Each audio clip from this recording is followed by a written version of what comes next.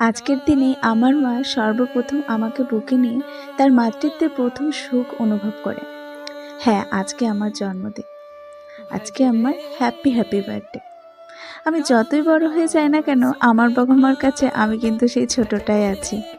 এখনও আমার মা বাবা কিন্তু আমাকে আমার কোনো ভুল ত্রুটি দেখলে, অন্যায় দেখলে বকাবকি করে, আবার ভালোবেসে আদর করে কাছেও টেনে নেয়।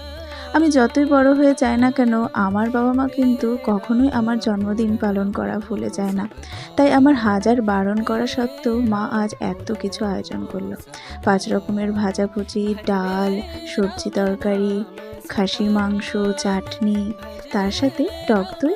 আর আমি সবথেকে যেটা ভালোবাসি সেটা হচ্ছে সিমইয়ের পায়েস। সেটা করতেও কিন্তু মা একদমই ভোলেনি। ওই যে বললাম, বাবা মার কাছে সন্তান সবসময় ছোটটাই থাকে।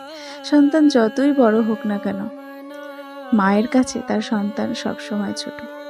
মায়ের কাছে সন্তানের এই বন্ধন কেবলমাত্র শুধু মায়েরাই বুঝতে পারে যে তার সন্তান তার কাছে